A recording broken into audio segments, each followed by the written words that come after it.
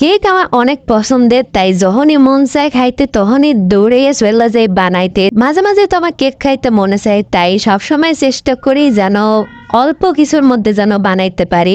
তো 1 কাপ আটাইতে যেন কেকটা বড় বানাইতে পারি, কেকটা ফুলা বানাইতে পারি, নরম সরম বানাইতে পারি, আর এবং টেস্টির যেন বানাইতে পারি। প্রথমে আমি একটা ডিম দিয়ে দিয়েছিলাম, হেপার চিনি গুঁড়ো দিয়ে দিয়েছিলাম, চিনি গুঁড়োর মধ্যে হেপার লবণ দিছি, এই 1 কাপ আদা ডালা দিছিলাম, তারপর গুঁড়ো দুধ দিছি, আর যে ভ্যানিলা এসেন্স দিয়ে দিছিলাম, দিয়ে ভালো করে ফেটে টেটে লাস্টে এখন ইনো দিয়ে দিছি।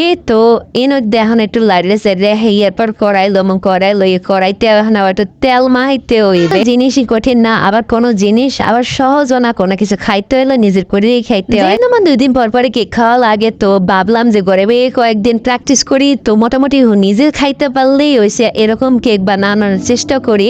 তো আমি যতটুকুই দেখি যে আমার কেক বানানো হয় ততটুকুই মানে খাওয়া যায়, খারাপ না, ফেলানোর মতো না আর কি। কেকের ব্যাটারটা একটু ডালা দিলাম, তো ডালার পর পুরোটাই এখন কাছে কাছে দিতে আসি। তো যতটুকু পারি কাছেই দেওয়ার সব চেষ্টা করি, আর বাড়িতে লাগিয়ে থাকতে কোনো দরকার নাই। এবারে একটু টাক মারলাম, ভিতরে বাতাস থাকলে বাইরে যাবে। আর এদিকে কাঁচা বাদাম কাটতে রাখছিলাম, তো এখন কুচি করা বাদাম দিয়ে দিতেছি উপরে দিয়ে। আর যেহেতু বাদাম দিলে মজা লাগে, এর লাগে ভাবলাম যে আমি একটু, যেহেতু একদিক দিয়ে ডেকোরেশন হয়েছে, তো একদিক দিয়ে খাইতেও মজা লাগবে, মশমশা করবে।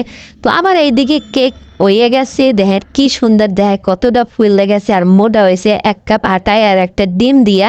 আর ভিতরে কি সুন্দর হয়েছে, একদম নরম। আর কেকটা কিন্তু অনেক ফ্লাপি হয়েছে।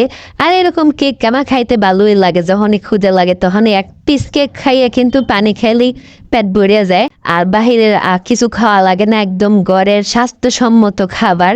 আর তেলও কিন্তু আমরা কম দেই, চিনিও কম। তো আজকের মতো এই পর্যন্ত, আল্লাহ হাফেজ।